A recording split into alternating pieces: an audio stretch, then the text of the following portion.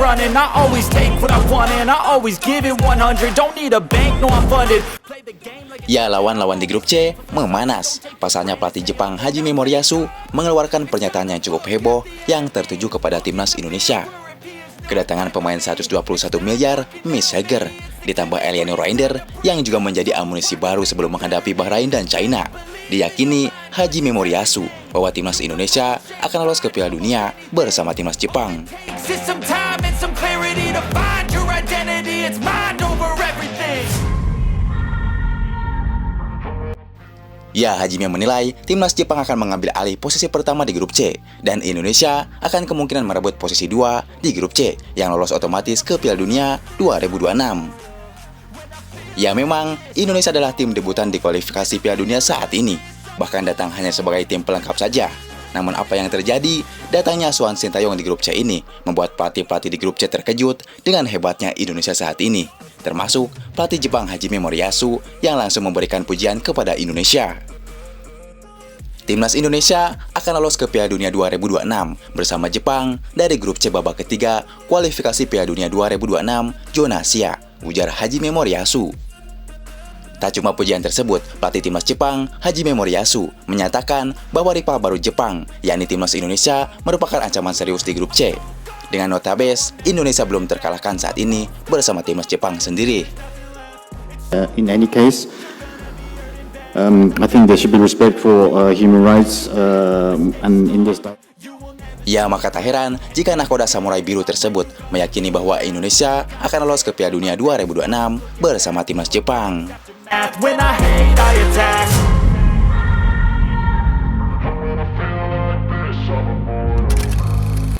Ya, di sisi lain, tak cuma Hajime Moriyasu yang meyakini bahwa Indonesia adalah tim raksasa yang sudah bangun dari tidurnya. Pelatih Bahrain Dragan Talajik juga langsung angkat bicara ketika Sintayong dan kawan-kawan menginjakan kakinya di Bahrain. Menurut Dragan Talajik, tim Indonesia saat ini dihuni pemain Eropa yang bermain di Liga Elit. Mulai dari kiper, pertahanan, lini tengah, hingga lini depan. Hal inilah yang membuat Dragan Talajik cukup mewaspadai kekuatan Indonesia. Sejumlah orang melihat bahwa mereka adalah lawan yang mudah, tapi bukan itu masalahnya. Mereka dalam tim dengan pemain internasional. Mereka memiliki sejumlah pemain dari Liga Top Belanda, satu di Inggris, yang lainnya di Australia, dan kiper dari Liga Amerika Serikat. Sebuah skuad internasional. Pemain kami tahu mereka akan menjadi lawan berat, dan mereka sangat berkonsentrasi di laga ini.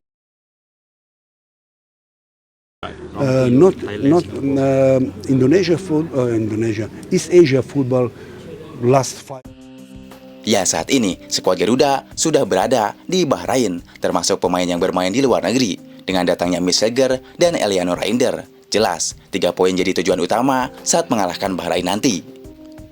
Ya, jika mengalahkan Bahrain di matchday ketiga nanti pada tanggal 10 Oktober, maka timnas Indonesia akan mencetak sejarah. Skuad Garuda akan menjadi tim Asia Tenggara dengan catatan paling bagus di babak ketiga kualifikasi Piala Dunia mengungguli Thailand dan Vietnam.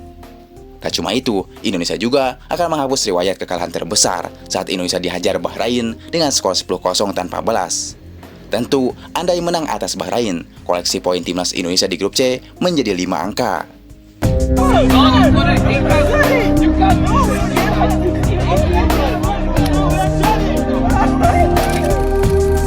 Di balik itu, kabar yang sempat beredar bahwa Pais dan Witan akan absen melawan Bahrain. Kini kabar tersebut sudah dijawab langsung oleh Sintayong, di mana pelatih timnas Indonesia Sintayong memastikan 2 pemain andalannya, Witan Sulaiman dan Martin Pais, siap tempur untuk laga timnas Indonesia versus Bahrain.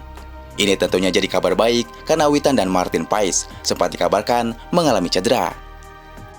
Tidak ada masalah untuk kedua pemain, dari tim Pisio juga telah terapi, jadi dalam kondisi baik. Kalau cedera besar, ya pastinya tidak akan kita bawa dan akan dikeluarkan dari skuad. Tapi karena bukan cedera besar dan tim Pisio kita juga selalu cek, jadi tidak ada masalah, ujar Sintayong.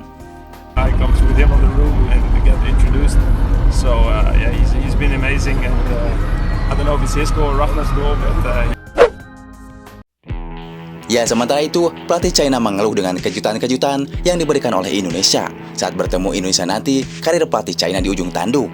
Pasalnya, fans China sudah mendorong federasinya untuk memecat Ivan Kopic jika China kalah dari Indonesia. Ya, tim dari negeri tirai bambu kini berada di dasar klasemen sementara, menyusul 2 kekalahan di laga sebelumnya, selepas ditaklukkan Jepang dengan skor telak 7-0. Lalu Tiongkok menelan kekalahan kembali 2-1 melawan 10 pemain Arab Saudi. Ya, Ivan Kopic sendiri menilai pertandingan melawan Australia dan Indonesia tidak akan berjalan dengan mudah bagi tim besutannya. Australia yang akan kami hadapi adalah tim reguler di Piala Dunia. Kami harus memainkan permainan kami dengan baik dan berusaha untuk berada dalam kondisi terbaik. Tim Indonesia telah menaturalisasi sejumlah besar pemain, jadi kami tidak boleh meremehkan mereka, ujar Ivan Kopic. Ya, dengan ini jelas, dulu pada awal-awal dimulainya kualifikasi Piala Dunia, semua media-media hingga pelatih-pelatih di grup C meremehkan Indonesia.